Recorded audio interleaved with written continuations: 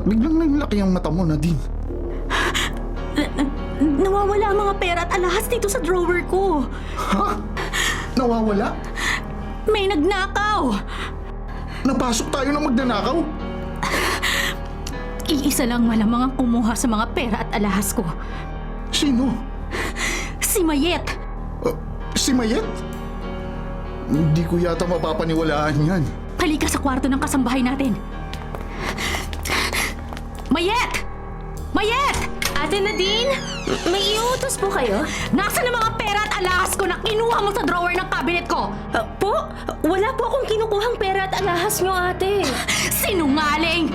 Ikaw lang ang kasama namin ni Al dito sa bahay. At ikaw lang ang pinaglinis ko sa kwarto namin kanina. Ikaw lang!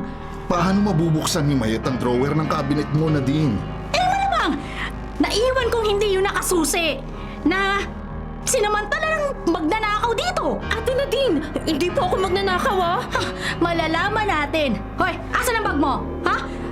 Akin na yan! Akin na yung bag mo! Mga damit ko lang po naman ng bag na yan, ate. Mga damit mo lang, ha? Tingnan ko. Ano tong nasa ilalim ng bag mo, ha? Oh, ano to? Mga pera at alahas ko, mga to, ah! Ate, hindi ko po alam kung paano napunta mga yan sa bag ko. Huling-huli ka na sa akto. Nagmamaang-maangan ka pa? Magnanakaw ka? Nadine! Huwag mo sasaktan! Bitiwan mo ako, Al! Bitiwan mo ako! Nadine, huminahon ka! Ate, maniwala po kayo sa akin. Hiya ka, Mayet! Nang magpresenta kang kasambahay, tinanggap agad kita! Pinagkatiwalaan! Itinuring na kapamilya! Pero ano? Anong sinukli mo sa pagtitiwala at kabutihan ko sa'yo, ha? Ano? Ilang buwan ka palang namamasukan sa amin? Pinagnanakawan mo na ako, ha? Ha? Malaanghel ang mukha mo pero napakasama pala ng ugali mo. Traidor ka! Hindi ka mapagkakatiwalaan! Mapangkunwari! Mapagsamantala ka! Walang niya ka! Paduduguin ko ng yung mukha mo! At ipagtuwa natin ang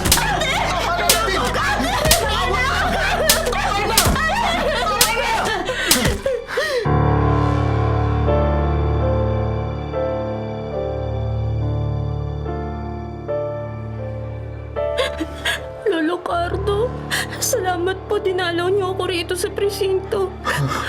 Ano bang nangyari, Mayet? Sabi ng isang kaibigan mong nagbalita sa akin, nagnakaw ka raw, kaya ka nakulong.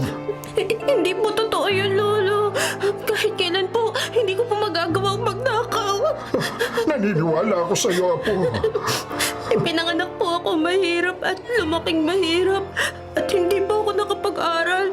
Pero kahit mahirap po ako, hindi ko po maaatim ang magnakaw. Kaya po nang ibinantang sa akin ng amo kong babae. Sige, kakausapin ko siya. Huwag na po, Lolo. Patutunayan ko sa kanya na sa lahat ng apo ko, ikaw ang pinakamabait. Pero mahirap pong paliwanagan ng amo kong babae. Mayet, ako na lang ang maaaring magmalasakit at tumulong sa iyo dahil ulila ka na sa mga magulang. Malamang po, hindi po kayo igagalang ni Ate Nadine. Paano, Apo? Hayaan na lang ba nating makulong ka ng wala kang kasalanan?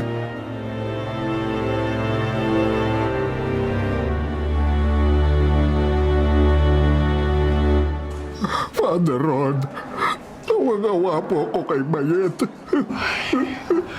Kung totoo pong walang kasalanan ng apo nyo, malalantad rin po ang totoo, Lolo Cardo. Makakalaya rin po siya. Paano po makakalaya ang apo ko, Father?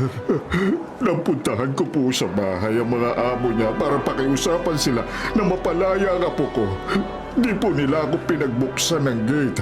Ayaw po nila akong kausapin. Hindi ko na po malaman ang gagawin ko para matulungan ang apo ko. Kaya naparito na po ako sa inyong parokya. Nahinga ko na po sa inyo ang problema ko. Hayaan nyo, ipagdarasal ko ang apo nyo. Father Rod, At magdasal rin po kayo Mas marami po tayong magdarasal para sa isang tao. Mas malaki po ang tsansa na dinggin at ipagkaloob ng Panginoon ang ating panalangin.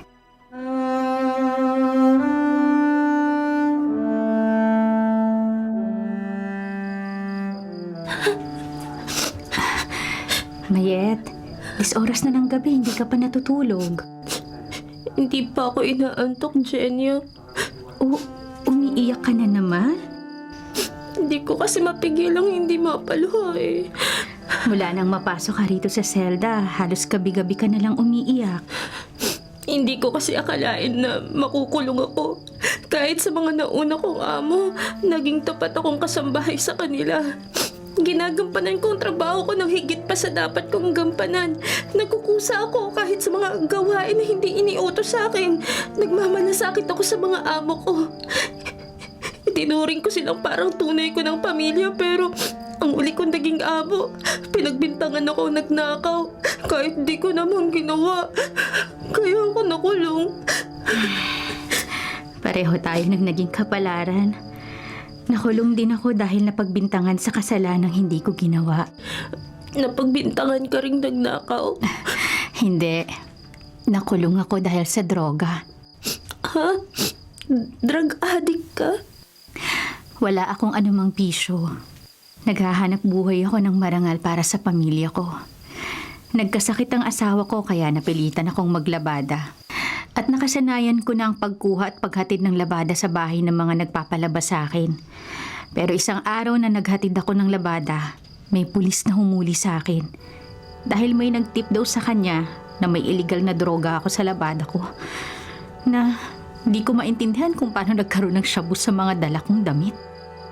Pareho pala tayong naging biktima ng masamang kapalaran. Oo. Pero hindi ko na dinibdib ang pagkakakulong ko. Hindi gaya mo na madalas kang malungkot at umiiyak. At madalas, hindi ka nakakakain at hindi nakakatulog. Kasi naniniwala akong isang araw, lilitaw rin ang totoo na wala akong kasalanan. Makakalaya rin ako sa awa at tulong ng Diyos. Sa awa at tulong ng Diyos? Oo, Mayet. Pag may problema ako, nagdadasal ako. At sa maraming pagkakataon, tinutulungan ako ng Diyos. Hindi ako naniniwalang may Diyos, Jenya. Ha? Teka, huwag mong sabihin yan. Kasi kung totoong may Diyos, hindi ako makukulong ng walang kasalanan. Dahil hindi naman ako gumagawa ng masama. Mayet. At kung totoong may Diyos, bakit hinahayaan niyang guluhin ako ng demonyo? Ha? Teka. Demonyo? Oo, Jenya. Isang dahilan kaya hindi ako makatulog. May kumakalus ko sa tabi ko. May nagpaparamdam sa akin. At may boses ng lalaki na madalas na bumubulong. Mga bulong na hindi ko maintindihan. Pero nakakakilabot. Nakakatakot. Mga bulong na parang mga bulong ng demonyo.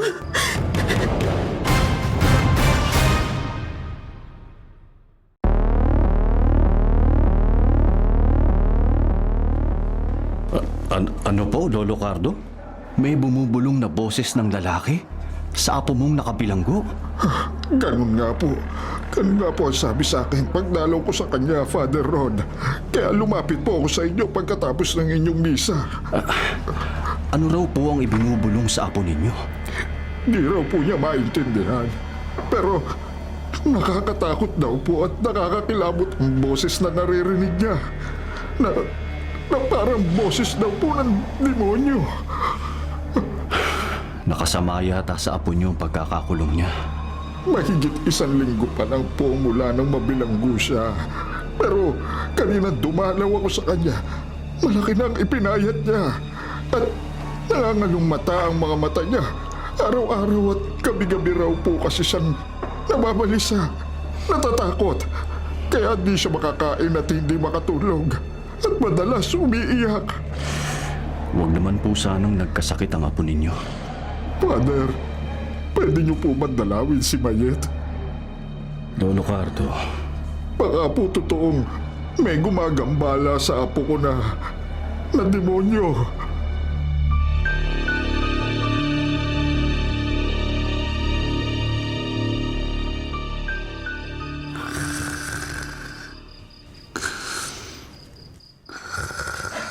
Jenya! Jenya! Jenya, kumising ka! Jenya! Mayet. Bumangon ka muna. Tulungan mo ako. Bakit ka umiiyak? At ba't parang nanginginig ka? Nanginginig ka ba sa takot? Teka, huy.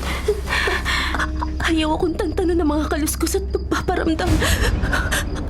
At nang nakakakilabot na boses ng lalaki na bumubulong sa akin. Mayet! Mayet! Ayan ang lalaking bumubulong sa akin, Jenya. Ayan siya. Teka, ano bang pinagsasasabi mo? Eh, puro babae tayo narito sa selda. Saka wala akong nakikitang lalaki na itinuturo mo. Meron. Meron. Ayan siya. Bakit hindi mo siya makita? Kakakilabot ang itsura niya. Maitim at mabalahibo ang ulo at buong katawan niya. Nanilisik ang mga mata niya at malalaki ang mga ngipin niya. At may buntot at mga sungay siya. Papalapit siya sa akin. Sasanib sa katawan kang demonyo. Sasaniban ako ng demonyo.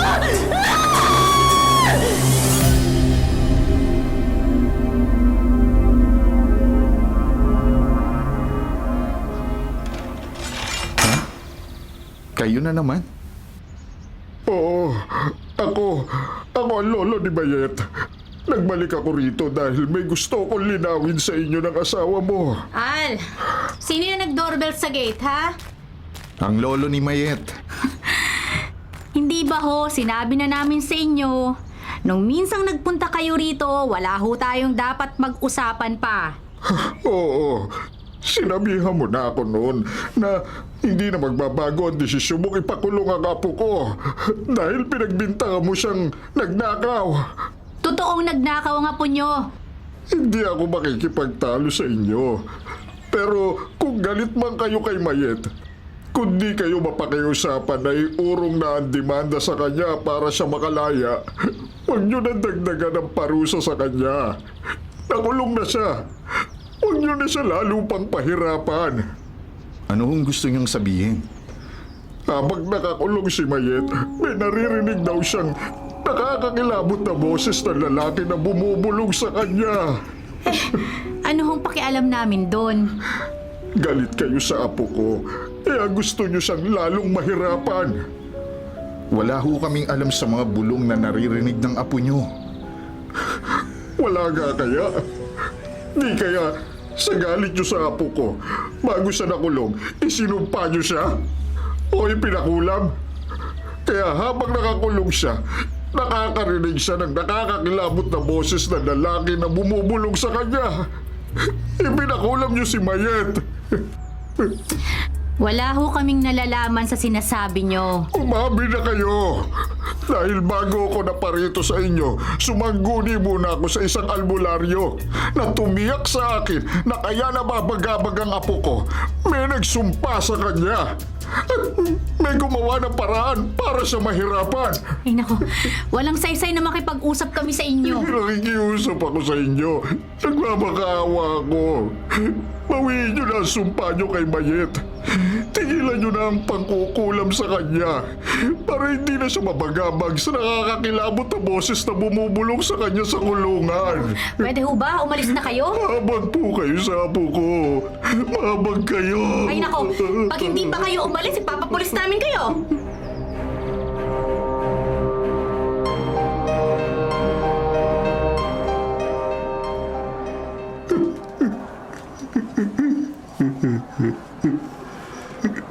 Lolo Cardo, huwag po kayong mabahala.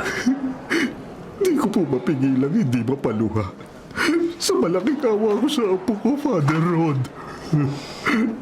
At kaya kahit nakakahiya na po, paulit-ulit pa rin ako nagbabalik dito sa inyong parokya. Dadalawin ko na po ang apo ninyo. Maraming salamat po, Father. Bilang alagad ng simbahan, gagawin ko po ang magagawa ko para matulungan ang apo niyong si Mayet.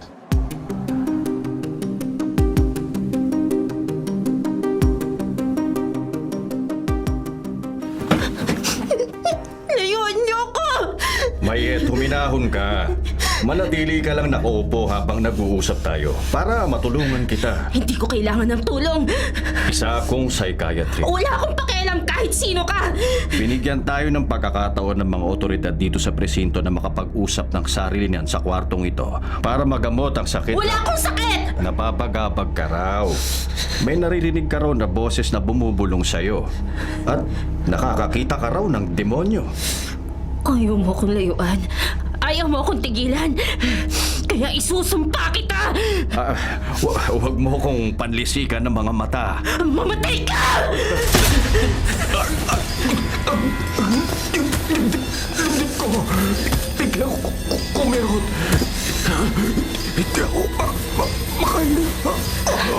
Mamatay ka!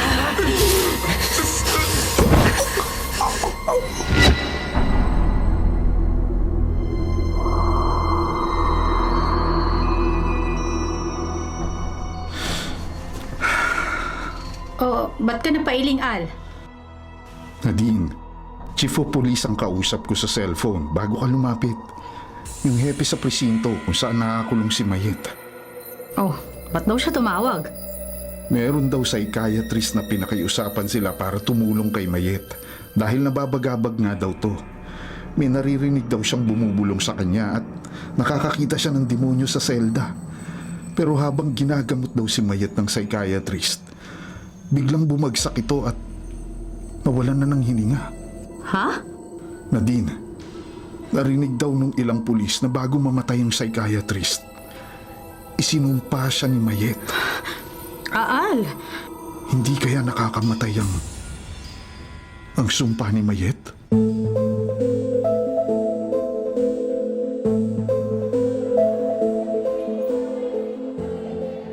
Lolo Cardo! Mayet, may kasama ako sa pagdalaw sa'yo. Kumusta ka, Mayet? Lolo Cardo, di ko po siya kilala. Si Father Rod, isa siyang pare. Ba't niyo po siya isinama rito? Gusto lang kitang makausap, Mayet. Mapayuhan at maipagdasal. Hindi ko kailangan ng dasal! Mayet, tutulungan ka ni Father Rod Hindi ko po kailangan ng tulong niya, Lolo. para hindi ka na mabagabag, Apo. Para wala ka nang marinig na boses ng lalaki na bumubulong sa'yo. At para hindi ka na makakita ng demonyo. Mayet, kailangan mo ang tulong ng Panginoon. Umalis kayo. Apo, huwag ka magalit. Huwag mo palisikan ang mata si Father Rod. Lolo Cardo, uli-uli, huwag po kayong dadalaw sa akin na may kasama kayong pare. Huwag na huwag. Mayet. Kung hindi, isusumpa ko siya. Mamamatay siya.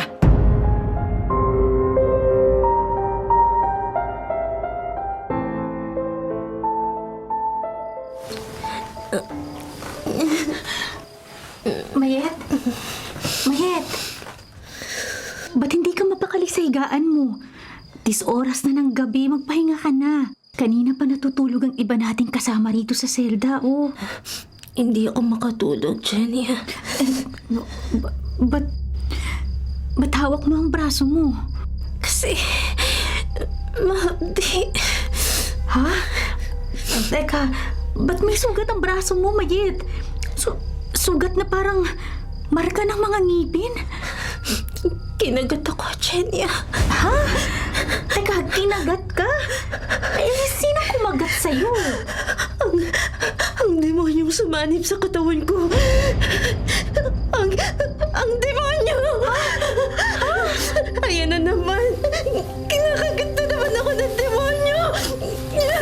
Paulit-ulit niya kinakagat ang katawan ko.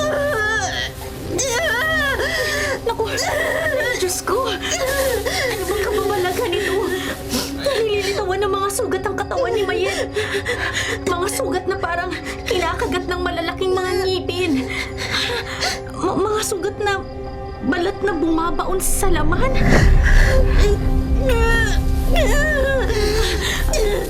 Mayet? Ba't biglang nalilisik ang mga mata mo?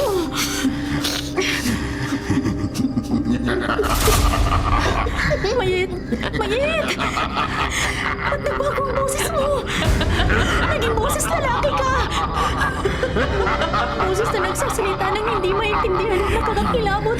Diyos ko! Diyos ko! Ano nangyayari kay Mayet?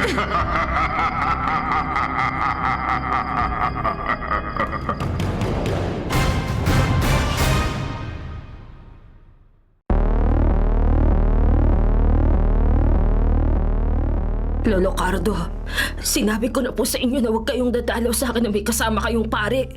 Mayet, wala namang problema na nagbalik kami ni Father Rod dito sa presinto. Binigyan kami ng Lolo Cardo mo ng mga kinaukulan ng pagkakataong makausap ka namin sa kwartong ito. Dahil kailangan mo ng tulong, Mayet. Ilang beses ko bang sasabihin sa inyo na hindi ko kailangan ng tulong nyo? Mayet, huminahon ka. Hayaan mong maipagdasal ka ni Father Rod. Kalma ka lang, Apo. Bitiwan niyo ako! Mayet, anong nangyayari sa iyo, Apo? Hindi ako ang apo niyo!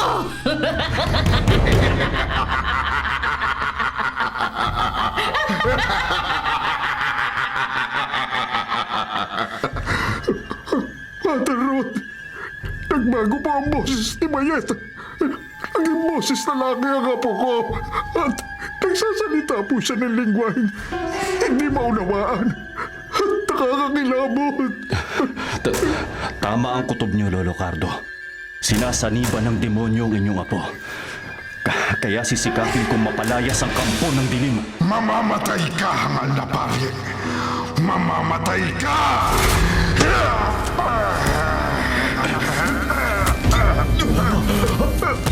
Bayan! Huwag mo sakalin si Father Rod.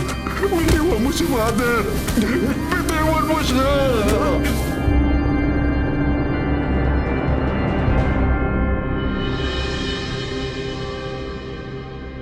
Ba't parang balisa ka, Nadine? Al, si Major Sandoval yung tumawag dito sa bahay. Yung police chief sa presintong kinulungan ni Mayet? Oo. May misteryo na naman bang nangyari doon? Bukod sa psychiatrist na biglang namatay habang ginagamot si Mayet? Dahil nga sa pagkamatay ng psychiatrist, nag-akala ang mga pulis na sinaniba ng demonyo si Mayet dahil may lumilitaw daw na mga sugat sa katawan na ayon daw kay Mayet ay mga kagat ng demonyong sumanib sa kanya. Kaya pumayag ang mga pulis na may pari na dumalaw kay Mayet para magpalaya sa demonyong nakasanib sa kanya Pero ano, Nadine? Namatay rin ba yung pare dahil isinumpari ni Mayet? hindi. Pero sinakal daw ni Mayet ang pari. Nabitawan lang ito nang awatin si Mayet ng mga pulis at ilayo sa kanya ang pari. Buti naman wala nang sumunod na naging biktima ang pagsumpa ni Mayet. Naniniwala raw ang mga pulis na totoong sinaniba ng demonyo si Mayet. Dahil nagboses lalaki raw siya. Nakakakilabot na boses na nagsasalita ng lingwaheng hindi maintindihan. Kaya natatakot ako. Nadine, Al, kung totoong sinaniba ng demonyo si Mayet at namamatay ang mga taong isumpa niya, baka isumpa niya tayo at madamay tayo sa nagiging biktima ng nakakamatay na sumpa ni Mayet.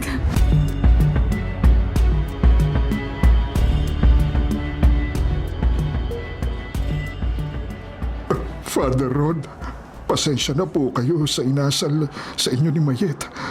Ako po ang napapahiya sa inasal sa inyo ng apo ko sa ginawa niyang pagsakal sa inyo kahapon. Kaya nagbalik po ulit ako rito sa inyong parokya. Wala po kayong aalalahanin sa akin, Lolo Cardo. Dahil hindi po ang apo nyo ang sumakal sa akin. Naniniwala po kayong sinaniba ng demonyo si Mayet? Nung una, di pa ako naniniwala.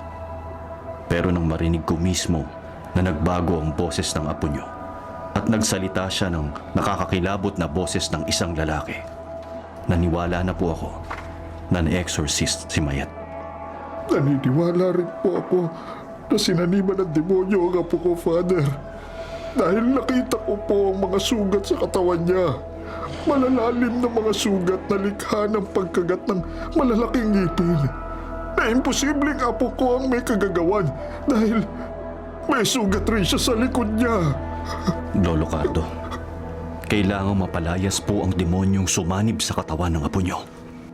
Kailangan po bang humingi ako ng tulong sa albularyo? Hindi. Dahil ang karunungan ng albularyo, manghuhula at mga naniniwala sa pamahiin ay hindi nagmula sa Diyos. Sino po kaya ang dapat kong lapitan para makatulong sa apo ko? Ang alagad ng simbahan na nasa diocese na may jurisdiksyon o nakasasakop sa kinaroroonan ng taong sinasaniban ng demonyo. Ang pari na isang exorcist. At At ano po, Father? sumailalim sa malalim na matinding pagsasanay sa exorcism. Katulad ng pinagdaanan kong mga seminar nung ipinadala ko sa ibang bansa upang lumahok sa mga seminar para sa mga exorcist. Father Rod, Isang gaya kong lehitimong exorcist o tagapagpalayas ng demonyo lang ang makakatulong sa apo nyo, Lolo Cardo. Dahil ang magpalayas po ng demonyo ay lubhang mapanganib. Mahirap. Napakahirap kalabanin ng Diablo.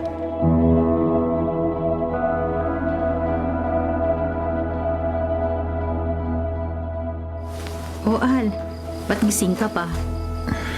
Hindi ako makatulog, Nadine. Ano, dahil kay Mayet? Naaawa ako sa kanya eh. Ba't naaawa ka sa magnanakaw na yun? Nabawi mo naman ang mga pera at alahas mo na sinasabi mong tinangkang nakawin ni Mayet. Di pa ba sapat na parusa sa kanyang tinanggalan mo siya ng trabaho? Sobra na yata yung ipinakulong mo pa siya. Tama lang yun sa kanya, no? Sa ikinikilos mo ko naiintriga, Al, ha?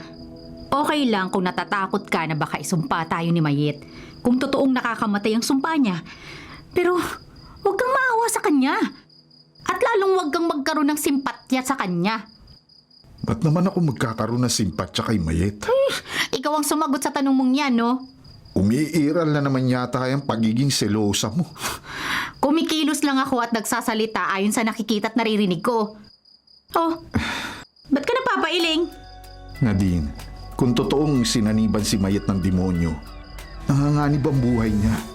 May mga nababalitaan akong sinaniban ng demonyo at nahirapan ng husto. At dahil sa matinding hirap, nalagutan ng hininga. Baka mangyari din yun kay Mayet. Ang mamatay sa matinding paghihirap ng demonyong sumanib sa katawan niya.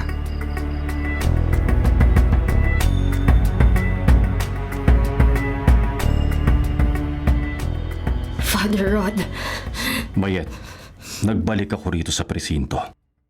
At napapayag ko ang hepe rito na makapagsarilinan tayo sa kwartong ito para matulungan kita. sabing hindi ko kailangan ng tulong mo! Kailangan mo ng tulong ko para mapalayas ko ang demonyong sumanib sa katawan mo. Huwag mong ilapit sa akin yan! Sino ka mang kampo ng dilim sa pamamagitan ng crucifix na hawak ko?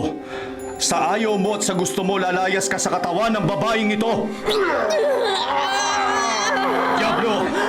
Alagad ng impyerno! Ano man ang pangalan mo! Sino ka man! At gaano man kabagsik ang kapangyarihan mo! May higit na makapangyarihan kesa sa'yo!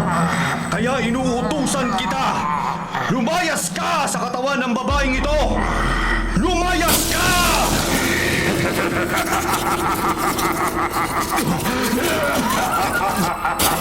Habang hawak ng krusipiso.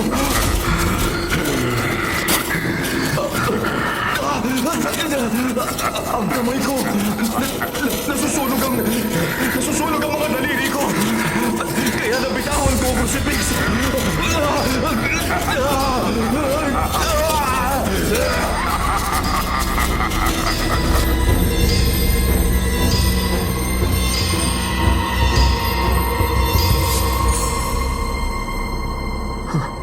Ba't po kayo napahiling, Father Rod? Lolo Cardo, lubhang makapangyarihan po ang demonyong sumanib sa katawan ni Mayet. Kaya nasunog ang ilang daliri ko. At kaya nahihirapan ako sa pagmamaneho nitong aking sasakyan. Pero di po ako titigil sa pagbalik sa presinto at pagbabakasakaling matulungan ng inyong apo. Kung may tutulong lang po sana ako, Father.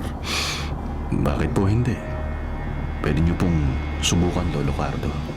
Ano po ang malay natin kung kayo ang makapagpalaya sa demonyong nakasanib sa katawan ng apo ninyo? Ordinaryong tao lang po ako. May mga natutunan po ako sa mga dinaluhan kong seminar sa exorcism. Di lamang po mga alagad ng simbahan ang may karapatan at kakayahang magpalayas ng demonyo. Maging ang mga ordinaryong tao na may tuturing na karapat-dapat. Karapat dapat po, Father.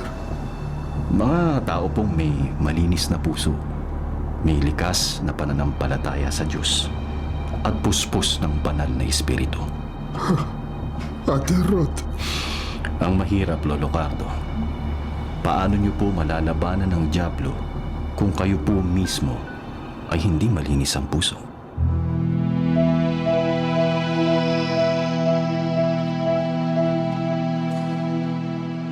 Lolo Cardo, ang demonyo po ay hindi sumasanib sa tao sa pamamagitan ng panaginip. buti naman po kung ganun, Father Rod. Dahil yun po ang kinatatakutan kong mangyari sa akin. Ang bangungutin ako. Ang totoo po, kadalasang di namamalayan ng isang tao na sinasaniban siya ng demonyo. Nalubhasa kasi ang mga demonyo sa panlilinlang.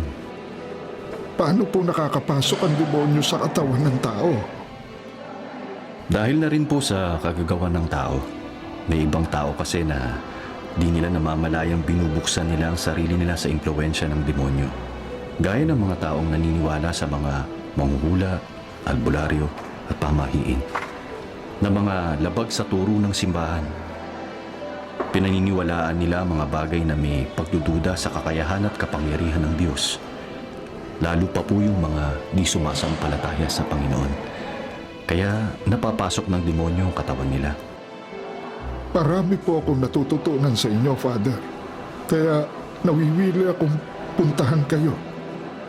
Tungkol naman po sa tanong nyo sa akin, kung matutulungan ko ang inyong apo, Yun rin po ang gusto kong malaman, Father. Papapalayas niyo po ba ang demonyong sumanib sa katawan ni Mayet? yan po ang tinitiyak ko, Lolo Cardo. Kaya gagawin ko na po ang ultimatum ng ritual na natutunan ko sa ibang bansa bilang isang exorcist. Father Rod, Sa susunod ko pong pagdalaw kay Mayet, sisiguraduhin kong mapapalayas ko ang demonyong sumanib sa kanya.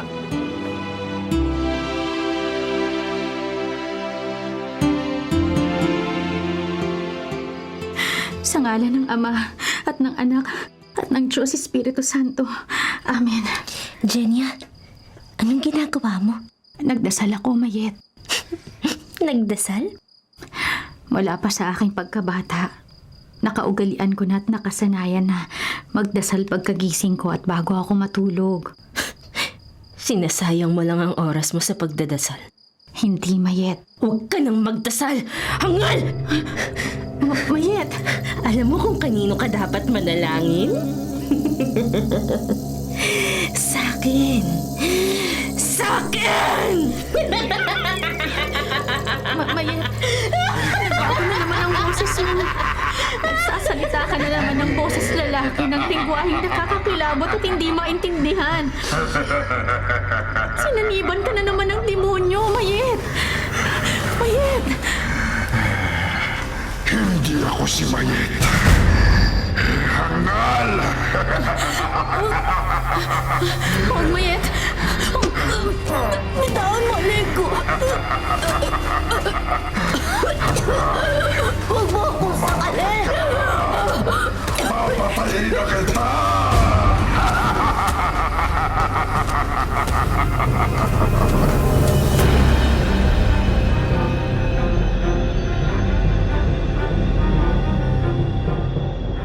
Nadine, huwag kang matakot. Parang nawawala na ako sa sarili ko, Al. Huwag mong isipin yan. Natatakot ako na masaniban ako ng demonyo. Kaya hindi ko alam kung totoong may ganun nga ba. Para hindi ka matakot, magdasal ka. Ha? Magdasal? Oo, Magsimba tayo. Matagal na tayong hindi nagsisimba. Kasi nga, madalas abala tayo sa mga ginagawa natin. O sige, sa darating na linggo magsimba tayo. At magdasal sa simbahan. Oo. Sa pagdadasal natin, pagsisihan natin ang mga nagawang kasalanan natin at ituwid natin.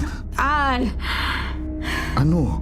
Kung hindi natin pagsisisihan at itutuwid ang mga naging kasalanan natin, baka di pakinggan ng Diyos ang ating mga dasal.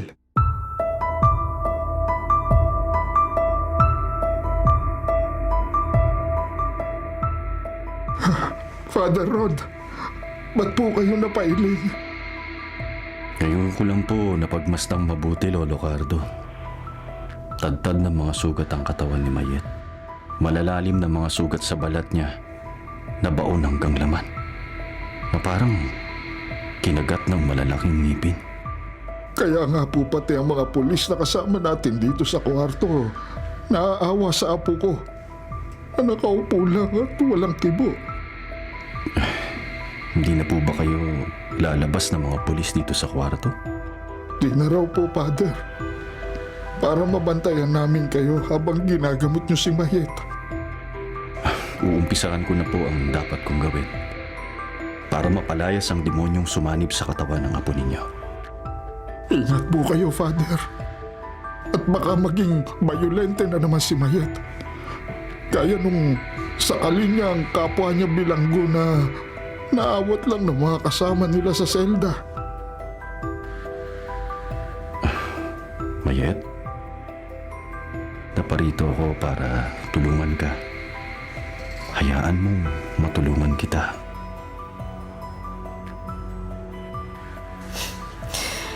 Ilang beses ko bang sasabihin sa'yong hindi ko kailangan ng tulong mo? Kailangan mo ng tulong ko. Wala ka sa sarili mo. Nasa ilalim ka ng kapangyarihan ng demonyo. Kaya nagdala ako ng bintitadong tubig. Walang saysay sa akin yan.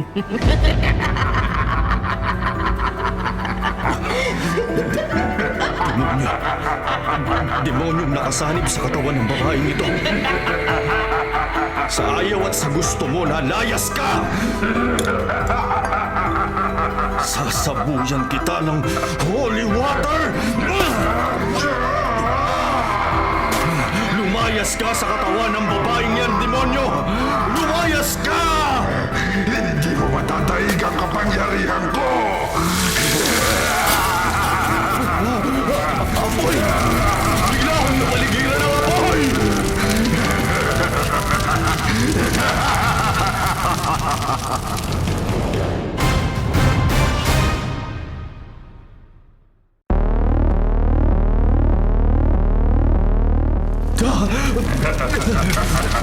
Nadadarang ako ng apoy na nakapalibot sa akin. Isa ka na hangal! Salamat na apula ang apoy ng isang pulis na kumuha ng fire extinguisher. Kung inaakala mong mapapalayas mo ako sa katawan ng babaeng ito, nagkakamali ka. Mabibigo ka! Sa ayaw mo at sa gusto mo, demonyo, lalayas ka sa katawan ng babaeng ito. Wala kang karapatang palayasin ako! Isa akong exorcist. May karapatan akong magpalayas ng gaya mong demonyo.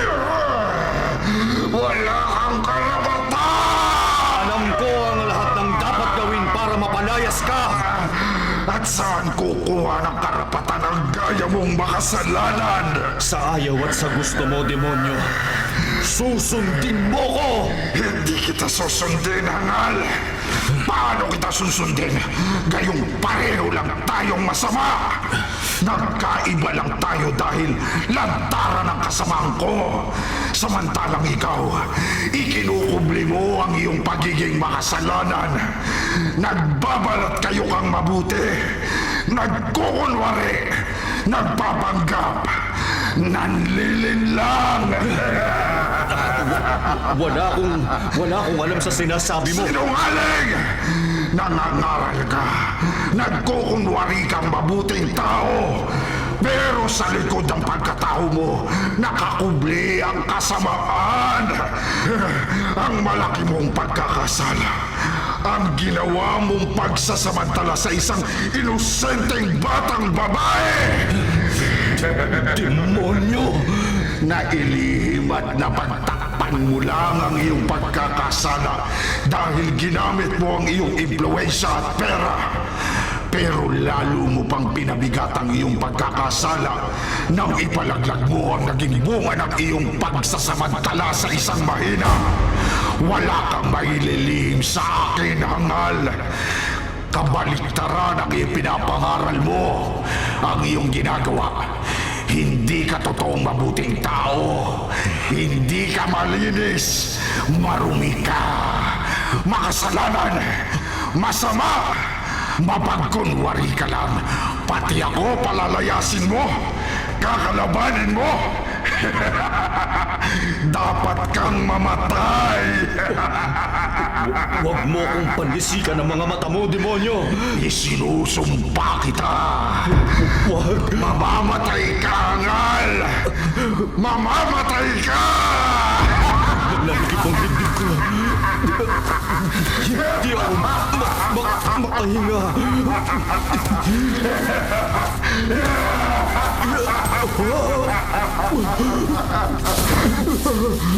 Father Rod! Father! Ba't po kayo nabuhal sa sahig? At hawak niyo ang dibdib niyo! Lumukado. Makirot po ang dibdib ko. Hirapan po akong huminga. Mamamatay ka na, hangal. Mapagkunwari. Masamang tao. Mamamatay ka na. Isusugod po namin kayo ng mga pulis sa ospital. Hirap na po ako. Mamamatay na po yata. Yata ako.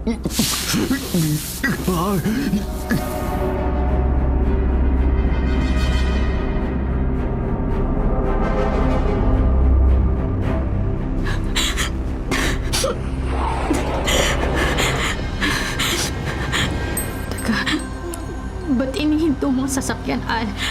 Malayo pa tayo sa bahay, ah. Itinabi ko muna sa kalye itong kotse dahil napansin kong napaluwa ka na din. Kahit kaninang nasa simbahan tayo, hindi ko mapigilang hindi maiyak habang nagdarasal ako. May masakit ba sa'yo? Wala. Baka may nararamdaman kang hindi mabuti sa katawan mo. At kailangan dumamo na tayo sa ospital bago tayo umuwi, ha? Wala akong problema sa katawan ko. Sa isip mo. Nadine, may gumugulo ba sa isip mo? Meron na. Anong... May naging kasalanan ako. Na inihingi ko na ng tawad sa Diyos, pero ako, konsensya pa rin ako. Ano naman yun, Nadine? Ano bang naging kasalanan mo?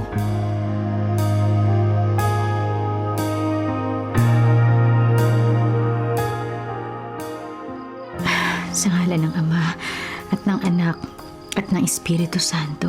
Jenya, Hayaan mong ipatong ko ang isang kamay ko sa ulo mo, Hamayet. Habang ipagdarasal kita, hindi dasal ang kailangan ko. malaki ang may tutulong ng panalangin para hindi ka nasaniba ng demonyo. Para hindi ka na niya pahirapan. At para mapatunayan na wala kang kasalanan. Para makalaya ka. Kung totoong nagkasala ako, maluwag sa loob kong tatanggapin na maparusahan ako. Kahit makulong ako ng habang buhay. Pero wala akong kasalanan. Kaya nga ipagdarasal kita. Ang patas na pag-iimbestiga sa kaso ko ang kailangan ko. Para mapalitaw ang totoo na hindi ako nagnakaw. Para makalaya ako. Habang ipinagdarasal kita, manalangin ka rin sa Diyos, Mayet. Sabayan mo ko sa pagdarasal. Hindi. Ayoko. Panginoon, kawaan mo po si Mayet. Tigilan mo pagdarasal para sa akin! Para matigil ka sa ginagawa mong kaibangan, Jenya, isusumpa kita. Mayet, mamatay ka. Mamatay ka! Hirapan ako. Mamatay ka na, Jenya. Mamatay ka na!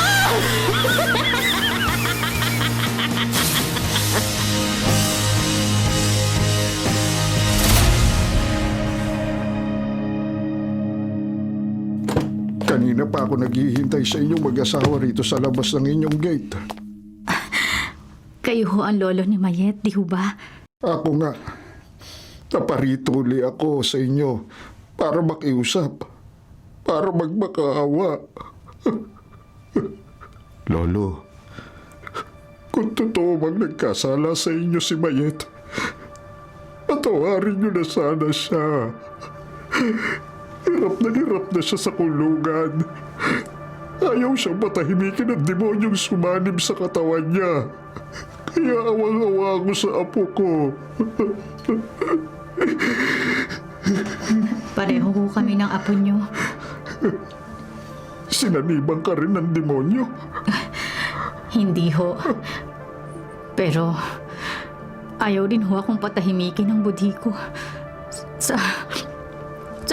Sa nagawa kong kasalanan sa apo nyo. Ano, Nadine? Kay Mayet ka nagkaroon ng kasalanan? Oo, Al. Malaki ang naging pagkakasala ko kay Mayet. Napakalaki. At para hindi na ako usigin ng konsensya ko, itutuwid ko ang aking nagawang pagkakamali. At hihingi ako ng tawad kay Mayet.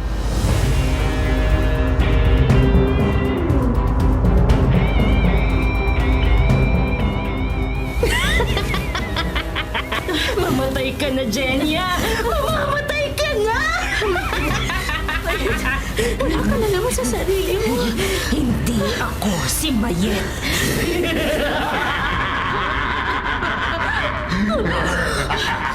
Sinasanibog ka na naman ng demonyo. Hangal ka!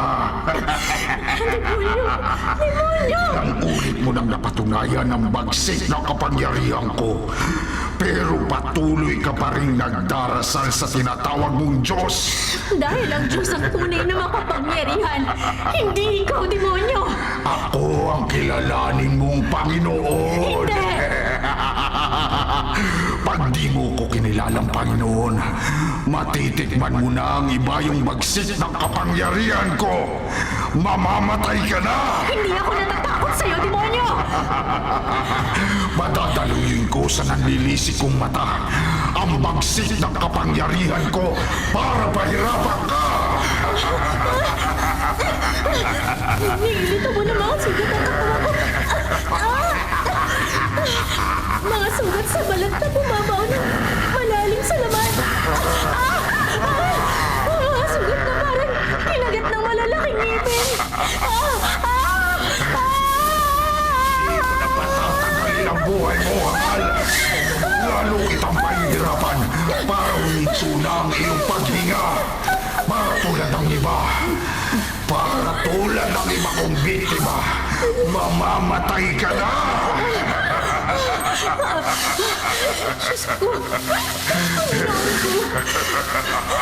Huwag mo pong itulad ang mamayan niya kasamaan dito sa mundo. Panginoong Heso Kristo, tulungan mo po ako. Huwag mo po akong pabayaan, Panginoong Heso Kristo. Huwag mong banggitin ang pangalan yan! Nabibigi ako! Panginoon!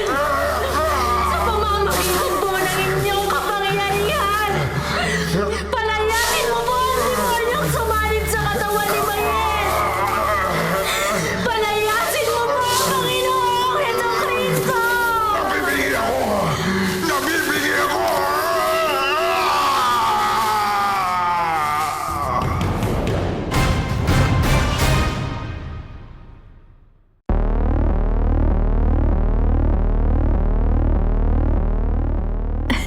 Ano po, Father Rod? Makakalaya na po ako? Oo, Jenya. Dahil may isang lalaking nagkumpisal sa akin. na nagsisisi sa nagawa niyang malaking kasalanan sa iyo na naging dahilan ng pagkakabilanggo mo. Sino pong... Ako, Jenya. Bino? Ikaw? Ako nga, Jenya. Ang kapitbahay mong lingid sa iyo nalulong sa bawal na gamot. At para masustentuhan ko ang masamang bisyo ko, napilitan ako maging puser. Pero nang maging mainit ako sa mga mata ng batas dahil sa pagtutulak ko ng droga, naisipan kong gamitin kang courier ng drugs nang di mo alam. Oo, palihim kong nilagyan ng shabu ang mga labata mo na dadalhin mo sa isa mong customer na kliyente ko rin sa droga na naging dahilan ng pagkakulong mo. Bino. Patawarin mo ko, Jenya. Sa pagkakabilanggo mo na awa ako sa iyo, awang-awa ako sa iyo. Inusig ako ng aking konsensya. Kaya isusuko ko ang sarili ko sa mga otoridad at ipagtatapat ko sa kanila na wala kang kasalanan para makalaya ka. Salamat, Bino. Kung meron mang dapat makulong, Jenya, hindi ikaw yun. Hindi ang gaya mong mulat sa pool naging makadiyos at nagsisikap maging banal. Kaya naging karapat-dapat kang makapagpalayas ng demonyong sumanib kay Mayet. Father Rod. Ikaw, Jenya, ikaw rin ang nagmulat sa akin na pagsisihan ko ang nagawa kong kasalanan at ituwid ko ang nagawa kong kamalian at panagutan ko ang nagawa kong pagkakasala. Kaya ipagtatapat ko ang nagawa kong kasalanan sa mga kinauukulan sa simbahan. Pagkakasalang inilihim ko sa mahabang panahon at handa akong tanggapin anuman ang maging parusa para sa akin. Mga hulugan man yun ng pagtiwalag sa akin sa pagiging alagad ng simbahan.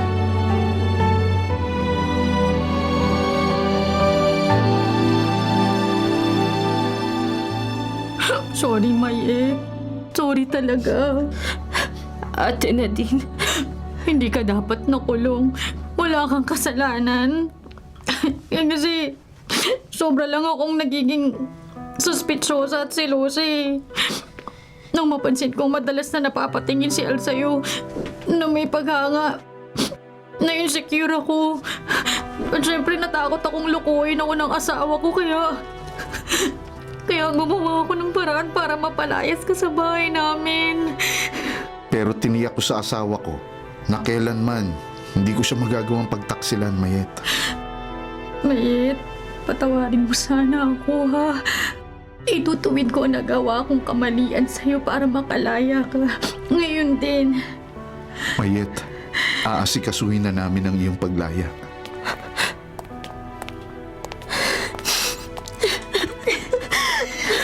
Pag nagkataon, Mayet, sabay tayong lalaya. tama ka, Jenya. Totoong paniniwala mo. Ang pananampalataya mo. May Diyos. At pag nagdasal tayo, pakikinggan ng Diyos ang dasal natin. Oo, Mayet. Oo. Gaya ng panalangin ko, hinipo ng Panginoon ang puso ng mga taong nakagawa ng pagkakamali upang ituwid nila ang naging pagkakasala nila. Kaya makakalaya na rin tayo sa awa at tulong ng Diyos.